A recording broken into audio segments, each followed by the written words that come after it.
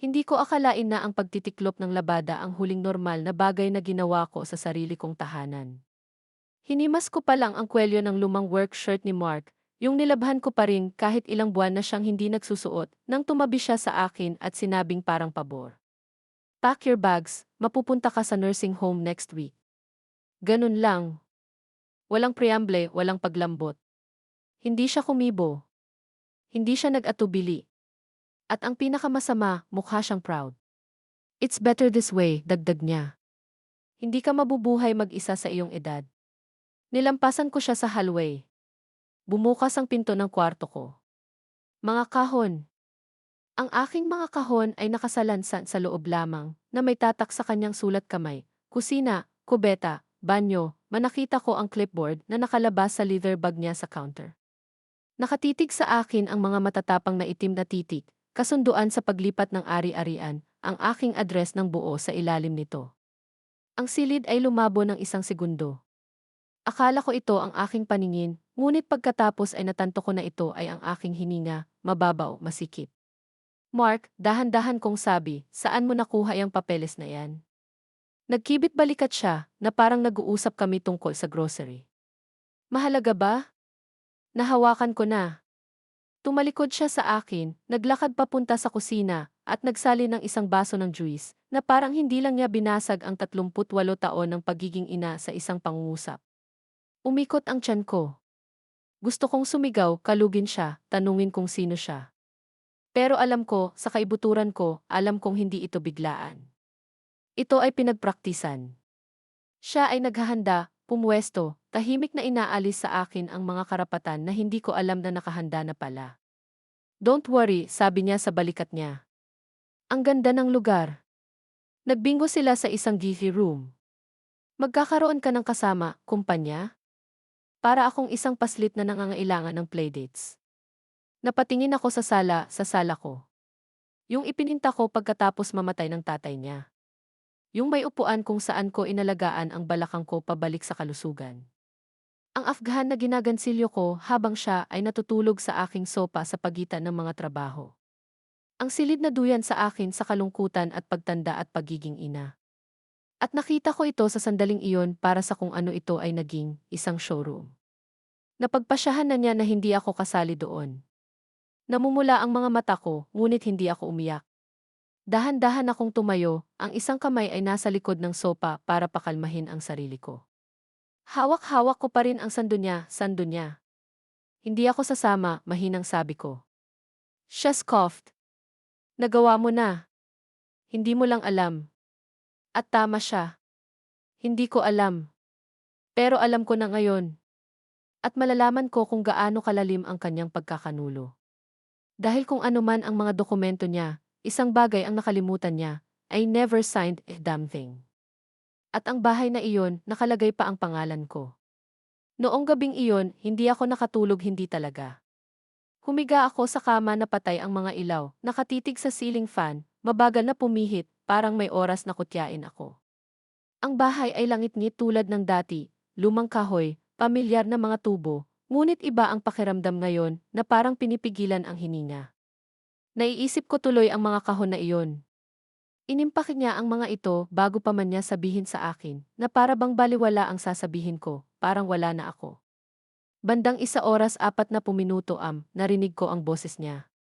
Hindi ko sinusubukang mag-snoop, agigising ko lang, nakaupo pa rin sa kama habang nakayakap ang mga tuhod ko sa dibdib na parang bata. Siya ay nasa kusina sa telepono.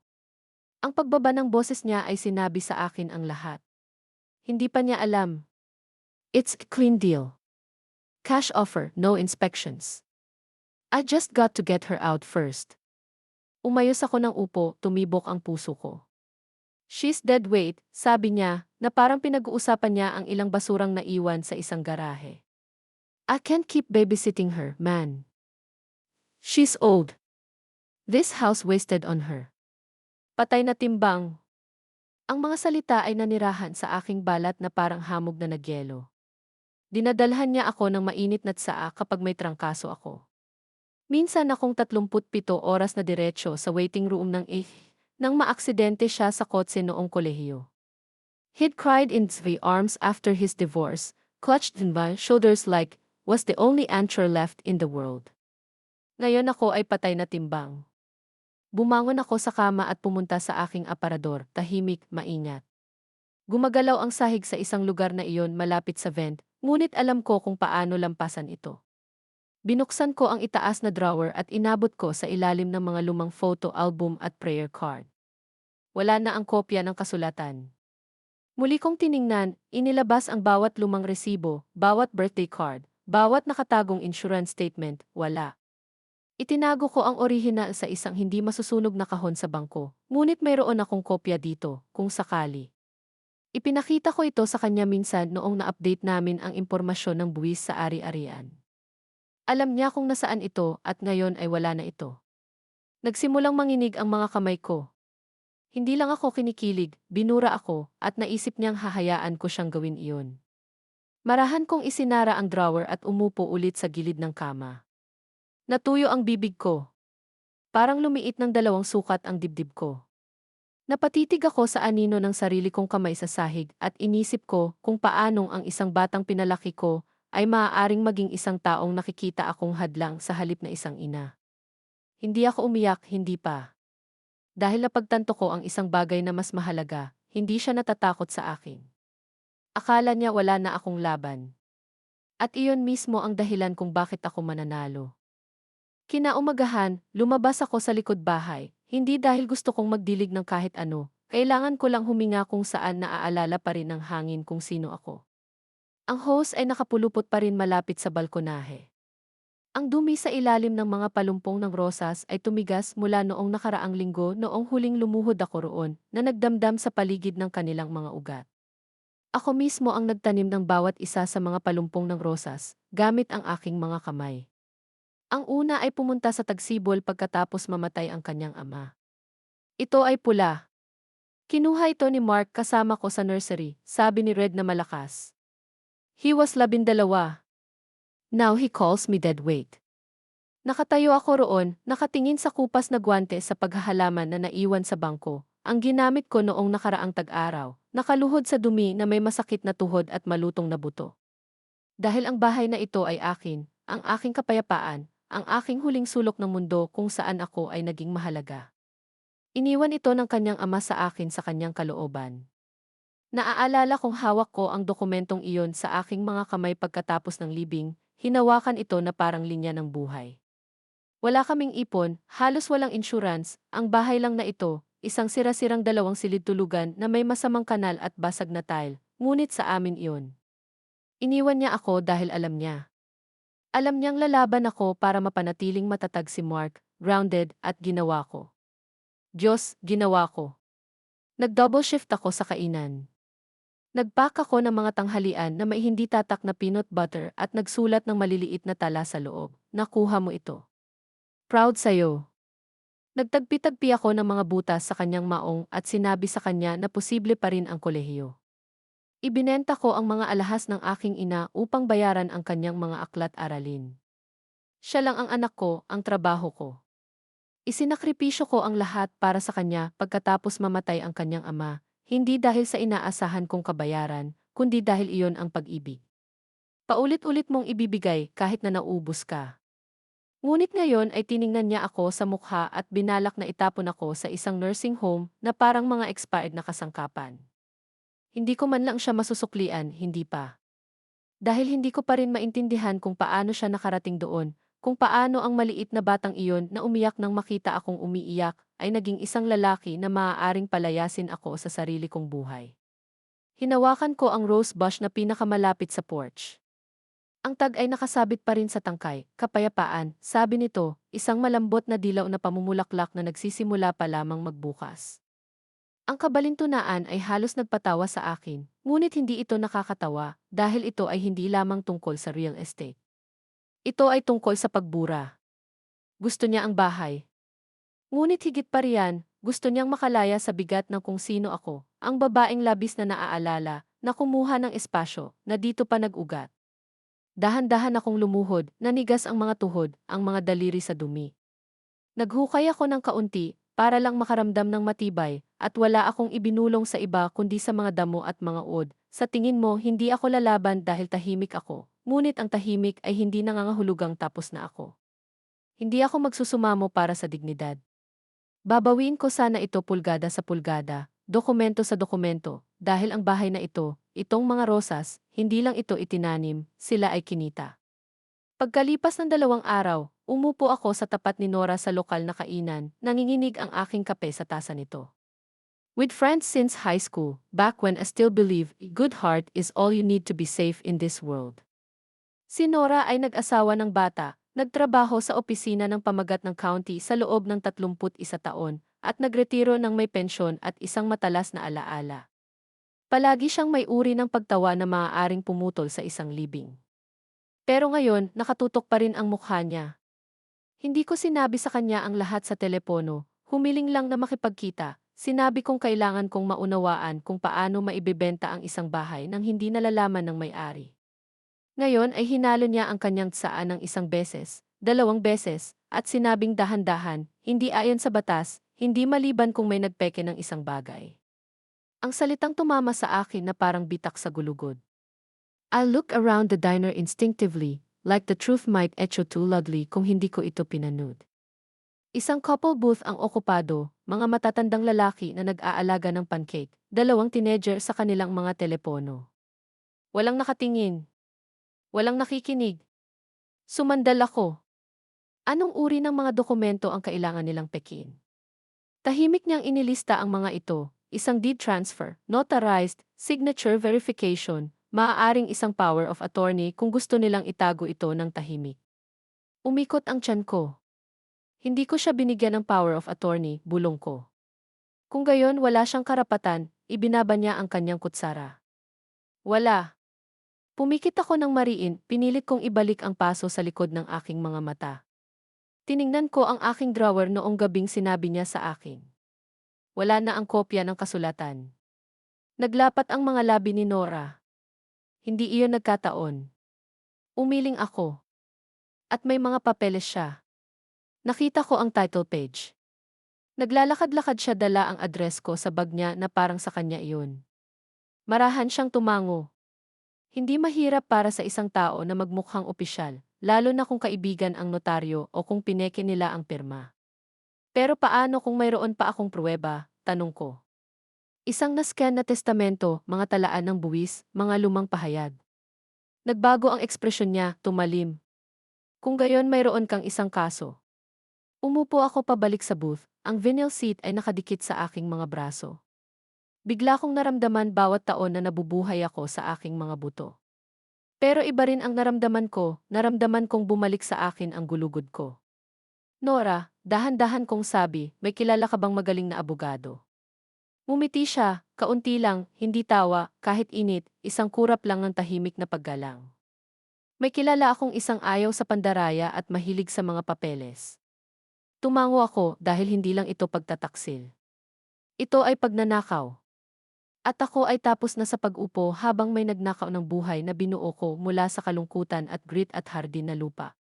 Halos 1 taon na akong hindi nakakatapak sa loob ng pampublikong aklatan. Ngunit sa sandaling pumasok ako, parang bumalik ako sa isang bersyon ng aking sarili na matagal ko nang hindi nabisita. Ang tahimik na ugong ng mga lumang computer, ang bango ng mga sira na pahina, ilang ulo ang tumingala, kalahating pagkilala, kalahating kuryusidad. Ipinikit ko ang ulo ko at pumunta sa likod na hilera ng mga pampublikong terminal. Hindi ako nagpunta dito para sa aliw, dumating ako para maghukay. Nag-login ako nang may pakikipagkamay, hinila muna ang site ng tax assessor, para lang makita ang mga record ng ari-arian. Paghahanap ng parcel. Nag-type ako ng address ko. Hindi nag-atubili si Holtz. Nag-file siya ng Notice of Fraudulent Conveyance right then and there, tinatak, selyado, ipinadala sa Records Division. Nag-attach siya ng nilagdaang affidavit kasama ang aking testamento, ang nascan na kasulatan, at isang sinumpaang salaysay na nagpapatunay na hindi ako kailanman nagpahintulot ng anumang paglipat. Pagkatapos ay nag-file siya ng Notice of Rescission. Parang gumuhit ng pulang bilog sa paligid ng krimen. Mula sa sandaling iyon, walang pamagat na kumpanya, mamimili o ahente ang makakahawak sa bahay na iyon nang hindi nakikita ang babala. Hindi niya magugustuhan ito, mahinang sabi ko. Hindi niya kailangan, sagot ni Holtz. Hindi kami humihingi ng pahintulot, itinutuwid namin ang isang krimen. Lumabas ako ng opisina habang hawak-hawak ang mga papel na iyon sa aking bag, wala silang timbang at lahat. Nanginginig ang hininga ko habang lumalabas sa init ng tag-araw. Mainit ang araw, ngunit hindi ko pinunasan ang pawis sa aking leg. Hinayaan ko itong manatili. Gusto kong maramdaman ang hapdi dahil ipinaalala nito sa akin na nandito pa rin ako, lumalaban pa rin. At si Mark, malapit na niyang malaman ang katotohanan, maaari kang magsinungaling sa papel, ngunit hindi mo malalampasan ang tinta. Nang gabing iyon, si Mark ay umuwi na sumipol, parang isang taong naglalakad patungo sa tagumpay, parang isang taong inaakala na ang lupa sa ilalim niya ay pag-aari niya. Inihagis niya ang kanyang mga susi sa counter ng kusina, binuksan ang refrigerator, nagbasag ng soda. Binasag ng Fez ang katahimikan na parang may dapat ipagdiwang. Nanatili akong nakaupo sa mesa, tinutupi ang isang dish towel na para bang pinipigilan nito ang aking galit. Pagkatapos ay sinabi niya ito, pupunta sila para sa isang walkthrough sa Martes, sabi niya, kaswal gaya ng dati, na parang sinasabi niya sa akin na dumaan ang cable guy. Mag-act normal ka lang. Hindi mo naman kailangang nandito pa. Pumikit ako. Sino ang darating? Ang mga mamimili. Mga batang mag-asawa. Gustong-gusto ang likod bahay. Gusto niya itong gawing yoga studio o ilang tae, sabi niya. Ang mga rosas ay kaakit-akit. Ngumisi siya, parang bata na nagnakaw ng cookie sa garapon at inisip na walang nakapansin sa mga mumo. Tumingin siya sa akin at itinaas ang kanyang soda na parang toast. Ang lugar na ito sa wakas ay magbibigay sa akin ng tunay na pahinga. Isang pahinga. Ngumiti ako, isang masikip, praktikal, mapanganib na maliit na ngiti. Well, ang ganda. Hindi niya nakita ang pagkibot sa aking panga, ang kalmado sa aking boses na hindi tugma sa bigat sa silid, dahil hindi niya alam. Wala siyang ideya na ang alerto sa pandaraya ay nasa file na, walang ideya na ang bawat dokumentong isinumite niya ay isang kumikinang na pulang bandila sa sistema ng county. Walang ideya na ang tinatawag na pagbebenta ay babagsak sa ikalawang sinumang gumawa ng tunay na paghahanap ng pamagat. Lumayo siya na sumisipol ulit at tinutupi ko pa rin ang tuwalya na iyon. Kakaiba, pinapanood siyang nagmamayabang sa kusinang ginawa ko, humihigop ng soda mula sa parehong refrigerator na pinili kong palitan, pinupunasan ang kanyang bibig gamit ang dishcloth na tinatahian ko ng aking inisyal. Akala niya mananalo siya. Akala niya ikakahon niya ako, pinapapel, pinaalis ako. Ngunit ang hindi niya alam ay nauna na ako ng 2 hakbang, at ang batas ay nahuhuli sa kanyang mga kasinungalingan. Napatitig ako sa malambot na asul na tuwalya sa aking mga kamay, mga inisyal na natahi sa pulang sinulid, Ellison, nandito pa rin, akin pa rin. Hayaan siyang maglaro ng hari sa loob ng 3 araw. Darating ang Martes. At kasama nito ang pagtatapos ng kanyang pantasya. Sa mga sumunod na araw, ginawa ko ang palagi kong ginagawa. Nagluto ako ng hapunan. Nirefill ko ang bird feeder. Umupo ako sa tabi niya sa sopa habang nanonood siya ng sports, na parang walang nagbago, na parang hindi niya ako sinaktan at tinawag itong isang pabor. Ngunit nagbago ang lahat dahil sa pagkakataong ito ay hindi lang ako nakaligtas, nanonood ako, nagdodokumento. Natagpuan ko ang lumang voice recorder na ibinigay sa akin ni Cliff ilang taon na ang nakararaan, sinabi na ito ay para sa pagsusulat ng mga recipe. Inilagay ko ito sa junk drawer at nakalimutan ko ito. Naglagay ako ng mga bagong baterya, pinindot ang record, at inilagay ito sa istante sa likod ng lampara sa sala. Sa tuwing magsasalita si Mark, iba ang pakikinig ko ngayon, ang kanyang pagmamayabang, ang kanyang karapatan, ang kanyang maliliit na slip-up. Kapag nakalabas na siya, I'll clear 1-0 grand easy. They'll never check as long as it looks clean on paper. Hindi ako kumibo. Hindi ako humarang. Naghalo ako ng sopas at tumango. Hayaan siyang magpatuloy sa paghukay. At nasave ko ang bawat file. Samantala, nagpadala si A. Holtz ng mga kopya ng mapanlinlang nagawa, ang aking kalooban at ang pagkakaiba ng notaryo sa dibisyon ng pandaraya ng Estado. Malakas umano itong magbukas ng investigasyon, lalo na sa peking selyo at ang katotohanang walang power of attorney na nakatala si Mark. Hayaan natin silang magpasya, sabi niya. Ngunit ang mga posibilidad ay nagbabago. At naging sila. Naramdaman ko ito. Kahit na ang mga pader ay tila alam na hindi na lang ako pabigat. Ako ay isang saksi, isang nagsasakdal, isang babae na sa wakas ay nagpasya na huminto sa pag-urong sa kanyang sariling tahanan. Masyadong abala si Mark sa pagtapik sa kanyang likod para hindi mapansin. Nagplano na siya kung ano ang gagawin sa kanyang hiwa. Siguro Belize, sabi niya isang gabi, nakataas ang paa sa coffee table. Sa isang lugar na tahimik, sa isang lugar na hindi ko na kailangang magbabisit. I stared in my tea and looked at him over the rim of the mug. Parang panaginip lang isabi ko. Ngumisi siya. Tama talaga. Hayaan siyang mangarap. Hayaan siyang isipin ang mga balkonahe at offshore account. Dahil habang nagpapantasya siya tungkol sa kalayaan, naglalagay ako ng bitag, hindi sa paghihiganti, hindi sa galit, sa mga katotohanan, sa mga timestamp, sa katotohanan. Sa wakas ay muling itinayo ko ang isang bagay na matatag hindi lamang isang legal na depensa, pag-asa. Sa unang pagkakataon sa mga linggo, natulog ako nang hindi sinusuri ang mga kandado ng 3 beses. Tinawagan ako ni Angie Holtz makalipas ang 2 araw. Kalmado ang boses niya, pero naririnig ko iyon, ang pagbabago, ang bigat sa likod ng kanyang mga salita. Na-flag nila ang kaso, sabi niya. Ang peking kasulatan, ang pirma ng notaryo, ang iyong mga pag-record, lahat ito ay nasa ilalim ng formal na pagsusuri ngayon. At kung itutulak niya ang pagbebenta, tinitingnan niya ang mga kasong felony. Umupo ako sa bench sa labas ng post office nang sabihin niya iyon. Nakabuton ang aking coat hanggang sa itaas, kahit na ang araw ay masyadong mainit para dito. Siguro kailangan ko lang ng isang bagay na nakabalot sa akin, isang bagay na masikip, isang bagay na totoo. Ano ang susunod na mangyayari, tanong ko. Hindi huminto si Holtz. Maghintay kami. Hayaan ang mga otoridad na pangasiwaan ang investigasyon. Nagawa mo na ang iyong bahagi. At sa totoo lang, nagawa mo ito ng mas mahusay kaysa sa karamihan. Hindi ko alam ang sasabihin. Matagal kong pinipigilan ang tensyon sa aking panga, kakaiba ang pakiramdam na bitawan ito. Nahuli mo siya sa kalagitnaan ng krimen, sabi niya. Kung susulong siya sa walkthrough na ito sa Martes, hindi lang siya mawawala ng benta. Baka mawala ang kalayaan niya. Naisip ko iyon, tungkol kay Mark na nakaposas, tungkol sa batang lalaki na minsang tumakbo pa uwi na umiiyak dahil may tumapak sa kanyang proyektong pang-agham na ngayon ay posibleng nakatitig sa felony theft.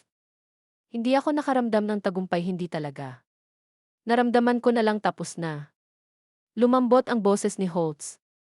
Rose, sabi niya, I've worked 100 cases like this. Most people don't fight. They're too scared or too tired. But you didn't flinch. Pumikit ako. Natakot ako, sabi ko. Ako pa rin. Mabuti, sabi niya. Ibig sabihin tao ka. Pero sa takot o hindi, tumayo ka. Hinayaan niyang huminga ang pagitan namin. Hintayin natin na kumakatok sila. Ibinaba ko ang tawag at umupo sa bench na iyon ng kaunti, pinanood ang mga sasakyan na dumaraan, pinanood ang isang babaeng kaedad ko na lumabas ng botika, na hawak ang kamay ng kanyang asawa na parang ito na lang ang natitira sa buhay niya. Bumaba ang tingin ko sa akin, nanginginig, nalalamigan, ngunit narito pa rin. Ilang dekada ko nang pinahintulutan ang mga tao na isipin na ang pananahimik ko ay nangangahulugan ng pagsang-ayon, hinahayaan si Mark na isipin na ang kabaitan ay nangangahulugang kahinaan. Ngunit ngayon ay hindi na ako naghihintay ng isang himala. Naghintay ako ng hustisya. At ito ang aking address.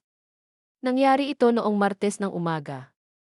Bumaba ako ng hagdan, mabagal at maingat, hawak ang banister gamit ang isang kamay at ang aking telepono sa kabilang banda. Nilagpasan ako ni Mark sa kalagitnaan, fresh from the GV, naka-earbuds, nakasabit ng tuwalya sa balikat niya na parang nagsasanay para sa future na hindi niya kinita. Hindi man lang niya ako sinulyapan hanggang sa makarating ako sa landing. Pagkatapos, sa mismong paglampas niya, bumulong siya sa ilalim ng kanyang hininga, sapat na mababa ang pakiramdam, enjoy the view habang kaya mo pa. Iyon lang ang sinabi niya, walang ngiti, walang pause, kalupitan lang na nababalot ng kumpiyansa. Nanlamig ako, hindi dahil sa takot ako, ang bahaging iyon ay nasunog ilang linggo na ang nakakaraan. Natigilan ako dahil sa sandaling iyon, naiintindihan ko ang isang bagay na pilit kong iniiwasan. Hindi niya ako minahal. Ni hindi niya ako nakita. Nakita niya ang pag-aari ko. At sa sandaling maniwala siya na kaya niya ito, hindi na ako mahalaga, sa lahat ng mga taon na hawak niya ang kanyang kamay sa korte ng kustodya ng kanyang dating asawa. Kumukuha ng pera para sa mapahamak na bokasyonal na paaralang itinigil niya, ipinagtatanggol siya sa mga kamag-anak na nakakita sa kanya. Akala ko pag-ibig. Hindi ito. Ito ay kalapitan, pagiging kapaki-pakinabang. And the second outlived that, he moved on. Pumasok ako sa banyo at marahang isinara ang pinto. Umupo sa takip ng banyo, tinitigan ang linya ng grout malapit sa batya na tinakpan ko sa sarili ko 5 taon na ang nakakaraan gamit ang butter knife at pasensya. Naninikip ang lalamunan ko pero walang luhang pumatak. Tumingin siya sa akin, parang pader, parang sahig, parang kasangkapan. At marahil iyon ang sandaling iyon, hindi noong pineke niya ang gawa, hindi noong tinawag niya akong deadweight, hindi man noong ikakahon niya ang aking buhay, ngunit sa sandaling ito, nang lumagpas siya sa akin nang walang kisap mata ng pagkakasala at inaangkin ang isang buhay na hindi niya binuo. Iyon ay noong tumigil ako sa pagmamahal sa kanya, tulad ng ginagawa ng isang ina. Hindi ko siya kinasusuklaman. Huminto na lang ako sa pagtatakip sa kanya, hindi ko na inaalala ang pagiging bata niya sa halip na ang lalaking pinili niyang maging. Nang hapong iyon, pumunta ako sa bangko. Isinuot ko ang aking blouse sa simbahan, ang isa na may mga buttons na perlas na laging nagpapaalala sa akin kung sino ako bago ko hayaan ang mga tao na magsalita sa ibabaw ko. Hinatid ako ni Nora. Hindi siya nagtanong kung bakit, inabutan niya lang ako ng butterscotch candy sa pulang ilaw at sinabing, "Take your time." Sa loob ng branch, humingi ako ng private appointment. Dinala ako ng babae sa isang glass office at ngumiti, parang inaasahan niya ang isang maliit na withdrawal o isang nawalang password. Sa halip ay binigay ko sa kanya ang isang notarized letter. Bagong account, bagong benepisyaryo, bagong tiwala, sabi ko. Gusto kong ilipat ang lahat ng asset sa isang hindi na mababawi na tiwala, na epektibo kaagad, ang pangalan ko lang. Walang shared access, walang verbal authorizations na pinapayagan. Napakurap siya, tiningnan ang mga dokumento, pagkatapos ay sa akin. Ayos lang ba ang lahat? Napangiti ako. Nagsisimula na ang lahat sa wakas. Tumagal ng 2 oras, ngunit nang umalis ako, bawat sentimo na mayroon ako, mula sa ipon na iniwan sa akin ni Cliff hanggang sa mga pension check na pinamamahalaan ni Mark, ay selyado sa likod ng isang tiwala na may iisang susi lamang. Ang akin. Matyagang naghintay si Nora. Huminto kami para kumain ng pi pagkatapos. Hindi ako kumain ng marami, sobrang sikip pa ng tiyan ko. Pero tinawag ako ng waitress na maam at diretsong dinala sa akin ang tseke. At minsan, hindi ako nagdalawang isip na abutin ito. Nang gabing iyon, sinabi ko kay Mark na sira ang pinto ng garahe, sinabi na ang keypad ay na-short out. Bahagya siyang nag-angat ng tingin mula sa kanyang telepono. "Call someone," sabi niya. "Meron na ako." At nang dumating ang locksmith, tumabi ako sa kanya habang pinapalitan niya ang bawat huling lock, pinto sa harap, pinto sa likod, garahe, basement. Nagtip ako sa kanya para gawin ito ng tahimik. Nasa labas si Mark. Mayroon akong 1 oras. Ito ay sapat na. Ang huling bagay na ginawa ko bago siya bumalik ay slide ang isang kopya ng bagong trust paperwork sa aking nightstand drawer sa ilalim mismo ng aking rosary beads. Pagbalik niya, bukas ang ilaw, amoy nilaga ang kusina. Hindi siya nagtanong tungkol sa mga kandado. Hindi niya napansin ang tahimik na pagbabago sa hangin, ngunit napansin ko. Nakatayo siya sa bahay ko sa hiram na oras. Pinagmasdan ko siyang buksan ang refrigerator, diretsong uminom sa karton. Pinunasan niya ang bibig niya gamit ang likod ng kamay niya at tinitigan ako. "Ano?" sabi niya. Napangiti ako. "Wala." Dahil minsan ang pinakamaingay na sasabihin ng isang babae ay wala. At ang katahimikang iyon, ito ang tunog ng kapangyarihang pauwi. Makalipas ang ilang araw, isang itim na kotse ang huminto sa driveway. Pinuputol ko ang mga patay na dahon mula sa planter ng balkonahe, suot ang aking lumang gwante sa paghahardin, ang mga may punit na dulo ng mga daliri, nang huminto ito, tinted ang mga bintana, mga plato ng estado, mga pinto na hindi kumakalat nang bumukas ang mga ito. Lumabas ang dalawang lalaki. Ang isa ay nakasuot ng badge na nakaklip sa kanyang sinturon, yung isa may dalang folder. Tinanong nila si Mark. Ang aking gulugod ay hindi tumigas. Hindi ako ngumiti. Tumango lang ako papunta sa bahay at sinabing nasa loob siya. Nagpasalamat sila sa akin, kalmado, magalang, nagpraktis. Hindi ito ang kanilang unang kaso ng panloloko, ngunit ito ay sa kanya. Tumayo ako sa balkonahe at pinanood ang pagbukas ng screen door. Lumabas si Mark na nakayapak, hawak ang isang mangkok ng cereal, kutsara pa rin sa kanyang bibig. Sa pangalawang pagkakataon na nakita niya ang mga ito, nawala ang kulay sa kanyang mukha. Tungkol saan ito, tanong niya, masyadong mabilis ang pagtaas ng boses. Ellison, sabi ng lalaking may folder, narito kami tungkol sa isang transaksyon sa real estate na isinampa noong ika-12 ng Mayo. May mga alalahanin tungkol sa peking dokumentasyon, kabilang ang selyo at lagda ng isang notaryo. Kumurap si Mark, napalunok, tumingin sa akin, at iyon ang nangyari. Nahulog ang kutsara sa mangkok. Tumalsik ang gata sa shirt niya. Gumalaw ang kanyang panga, ngunit walang lumalabas na ingay. Ikaw ay nasa ilalim ng investigasyon, dagdag ng opisyal, para sa tangkang mapanlinlang na paghahatid ng residential property. Sa wakas ay natagpuan ni Mark ang kanyang boses, nanginginig, payat. Lumingon siya sa akin. Anong ginawa mo, ma? Hindi ako kumibo. Hindi ako gumalaw. Binalatan ko lang ang aking mga guwantes, isang daliri sa isang pagkakataon, at inilapag ito ng maayos sa riles ng balkonahe. Ginawa mo ito sa iyong sarili, sabi ko. Nagsisinungaling ka, sigaw niya. Sa palagay mo may nababago ito. Sa tingin mo nanalo ka? Ang kanyang boses ay pumutok na parang bata, tulad noong siya ay 7 taong gulang at sinira ang bintana ng isang kapitbahay at umiyak sa kusina na sumusumpa na hindi niya ito kasalanan. Ngunit hindi ito isang bintana. Ito ang buhay ko. Bumaba ako sa bangketa, mabagal at matatag. For once, mas matangkad ako sa kanya, not in inches, but in presence, in truth. You forged the name, mahinang sabi ko. Nag-file ka ng mga peking papel. Sinubukan mo akong itapon para sa pera. Nakaupo ka lang dyan, sigaw niya. Mas kailangan ko ito kaysa sa iyo. At naroon iyon, ang katotohanan sa likod ng bawat kasinungalingan. Tumango ako, minsan lang.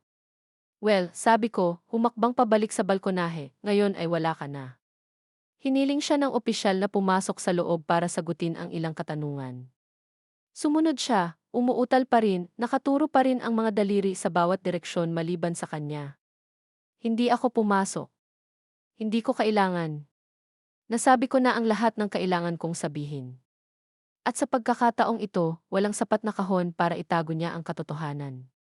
Tinanong nila siya doon mismo sa sala, ang mismong silid kung saan minsang nakaupo ang mga paa niya sa aking coffee table. Tinatawanan ako na parang nahihilo, na parang hindi ko napapansin na hinuhubaran niya ang buhay ko mula sa loob. This time, hindi na siya natawa. Nag-crack ang boses niya habang sinasagot ang mga tanong nila, natitisod sa mga date, kinakabahan ang mga papeles na hindi niya inaasahan na susuriin siya ng sinuman maliban sa sarili niyang kasakiman. Tumayo ako malapit sa entranceway, hindi nakikinig, nagpapatotoo. Nakaupo ka lang, muli niyang sigaw, sa pagkakataong ito ay mas malakas, na parang ang lakas ng tunog ay maaaring gawing lohika ang pagnanakaw. Hindi niya ito kailangan. Ano ang silbi ng pag-alis ng bahay upang mabulok sa ilalim ng matandang babae na halos hindi umalis sa balkonahe? Nakalock ang pangako, pumulupot ang mga daliri ko sa tagiliran ko. Ang nakababatang investigador ay mahinahong nagtanong, pinirmahan ba ng iyong ina ang deed transfer sa iyong harapan? Nag-alinlangan si Mark. Siya pupunta siya. I mean, alam niya. Nagtaas ng kamay ang opisyal. Hindi iyan ang tinatanong ko. Humakbang ako noon, mabagal, sinukat. Tiningnan ko si Mark, talagang tumingin, at nakita ko kung ano ang natitira. Isang lalaking nag-aakalang kaya niyang pag-ukulan ng pera ang pag-ibig at laktawan ang invoice, isang lalaking napagkamalan ang katahimikan bilang permiso. Pinapeke mo ang pangalan ko, sabi ko. Tumawag ka sa likod ko. Isinilid mo ang buhay ko sa mga karton at sinabi mo sa iyong sarili na maswerte akong nakahinga. Pinagpipilitan mo, sambit niya. Tinulungan kita. Hindi mo na kayang mag-alaga ng ganitong bahay. Hindi ka nag-alok ng tulong, sabi ko. Nag-alok ka sa akin ng isang eviction na may ngiti. Natahimik ang kwarto. Maging ang opisyal ay tumigil sa paggalaw. Humakbang si Mark na parang may sasabihin pa, baka magsinungaling, baka magmakaawa. Pero hindi ko siya binigyan ng pagkakataon. Trusted you, sabi ko, mahina pa ang boses. Ibinigay ko sa iyo ang lahat ng mayroon ako. Nang mamatay ang iyong ama, hinawakan ko ang lugar na ito kasama ng duct tape at mga panalangin para lumaki ka nang hindi mo alam kung gaano kalapit sa atin ang lahat ng ito. Kumain ako ng toast para sa hapunan para makuha mo ang iyong stupid tech certificate. At ito ang ginawa mo sa tiwala na iyon. Namumula ang kanyang mukha, namumula, pagkatapos ay namumutla, pagkatapos ay isang bagay sa pagitan, kahihiyan at pagsuway na naglalaro ng tug of war sa kanyang lalamunan. Tumango ang matandang opisyal sa akin. Ma'am, gusto mo bang pumunta sa kusina habang tapos tayo dito? Ngumiti ako ng matino. Naman. Pero tinignan ko si Mark sa mata bago ako lumabas ng kwarto. At malinaw kong sinabi, akala mo ang bahay na ito ang premyo. Nakalimutan mo ang babaeng nagtayo nito. Hindi siya sumagot dahil wala na siyang masabi. Makalipas ang 2 oras, umupo ako sa lobby ng police station, nakatitig sa vending machine na parang may makikilala ako sa loob nito. Wala ako roon para magsampa ng kaso, hindi pa. Nandoon ako para maghatid. Hiniling sa akin ng mga opisyal na magdala ng anumang pansuportang materyales, mga recording, dokumento, pisikal na ebidensya ng pamimeke. Si Ian A. Holtz ay naghanda ng isang folder na kasing laki ng isang aklat aralin sa kolehiyo. Dinala ko ito sa isang bag na pang-grocery na tela, kapareho ng ginamit ni Mark na naglalagay ng mga cereal box kapag hindi namin kayang bumili ng pangalan ng tatak. Nakakatawa kung ano ang nagiging sagrado. Ibinigay ko ito sa desk sergeant, mga kopya ng mapanlinlang nagawa, notarized affidavit, mga screenshot ng mga text ni Mark na nagyayabang tungkol sa pag-alis sa matandang babae, at sa mga audio recording. Ibigay mo lahat sa Lee, sabi ko. Nagsinungaling siya sa papel at pinangahas niya akong pansinin. Tumango ang sarhento. Ito ay higit pa sa sapat. Umupo ako at naghintay. Hindi ko alam kung para saan, eksakto, pagsasara, marahil, o para lang makita siyang dinala sa ilalim ng parehong mga panuntunan na inaakala niyang hindi naaangkop sa kanya. Lumipas ang kalahating oras. Pagkatapos ay isang pinto ang bumukas sa pasilyo. Lumabas si Mark na may kasamang opisyal sa kanyang tabi, hindi naka-cough, hindi pa. Pero nasabi ng mukha niya ang lahat, nabasag ang mundo niya, at hawak pa rin niya ang martilyo. Tumingala siya, nakita niya ako, nag-igting ang panga niya. Talagang ginawa mo ito, sabi niya, halos tulad ng pagkamangha. Pinapasukin mo talaga ako. Hindi ako sumagot dahil hindi ko kailangang ipaliwanag ang hustisya sa taong nagtaksil dito. But still, nagpatuloy siya. You could have talked to me. We could have worked it out. You didn't have to humiliate me. He looked at me na parang ako ang kontrabida, parang may ninakaw ako sa kanya. Dahan-dahan akong tumayo, nakahalukip-kip ang mga kamay. Lumapit ako, hindi para aliwin siya, kundi para salubungin siya kung saan siya nakatayo, mata sa mata. Binigyan kita ng pagkakataon, sabi ko. Masyadong marami. Pero ayaw mo ng kapatawaran. Gusto mo ng free rein. Ikaw ang nanay ko, bulong niya. Dapat protektahan mo ako. Ginawa ko, bulong ko, kahit na hindi mo ito karapat-dapat. I leaned in just enough para marinig niya ako ng malinaw, pero wala nang iba. At ngayon pinoprotektahan ko kung ano ang akin. Umiwas muna siya ng tingin. Bago iyon. Tinapik ng opisyal ang kanyang braso, marahan siyang ginabayan sa koridor. Si Mark ay hindi lumaban, hindi sumigaw, ngunit tumingin siya sa kanyang balikat minsan sa akin, at doon ko napagtanto na naisip niya na hindi ko gagawin iyon. Naisip niya na pupunta ako sa aking libingan ng tahimik, sira, nagpapasalamat sa anumang mga scrap na ibinato niya sa aking mga paa. Ngunit ngayon alam na niya ang katotohanan, hindi ako ang kanyang pasanin. Ako ang kanyang pagtutuos.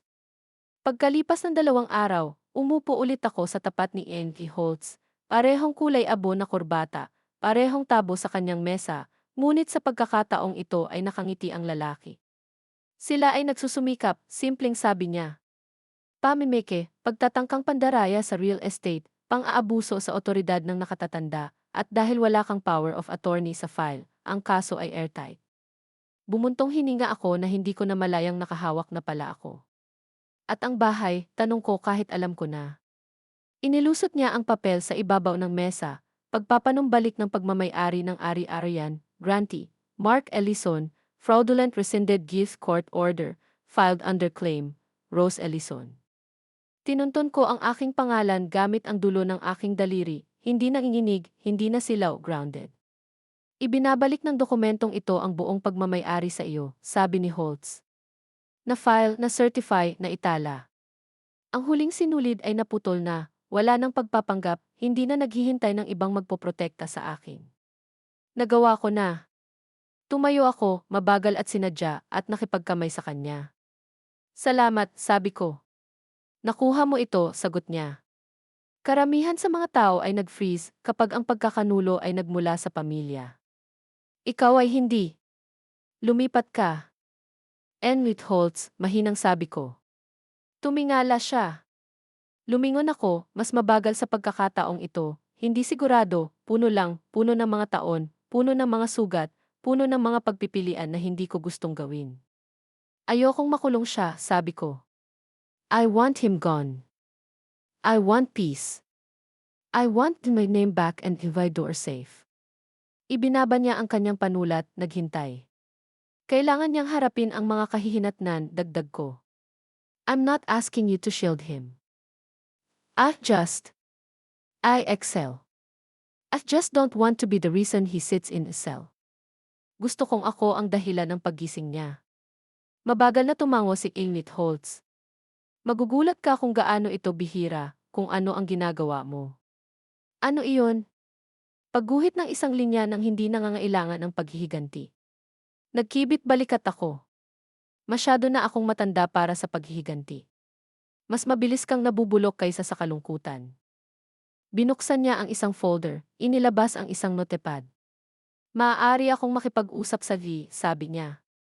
Humiling ng pinababang sentensya kapalit ng isang utos ng proteksyon, mandatoryong pagpapayo, walang pakikipag-ugnayan, at kung nilabag niya iyon, nasa kanya na iyon. Tumango ako. Salamat. Habang lumalabas ako sa bulwagan, napagtanto ko na hindi ko na dinadala ang parehong bigat.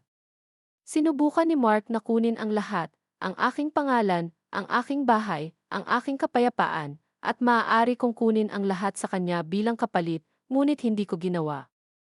Gusto ko lang ng distansya, kaligtasan, katahimikan, hindi dahil sa takot, ngunit dahil sa wakas ay nagkaroon ako ng kapangyarihang pumili kung sino ang magsasalita sa aking buhay. At mula ngayon, hindi na siya magiging isa sa kanila. Tamang-tama ang pagbuhos ng sikat ng araw sa bintana, tulad ng dati kapag naidlip si Cliff sa kanyang recliner at upo ako sa tabi niya gamit ang isang crossword. May hawak akong sariwang tasa ng tsaa, uminit ang paborito kong mug, ang minsang tinawag ni Mark na pangit na matandang babae. Nabasag ito sa hawakan ngayon, perpekto pa rin.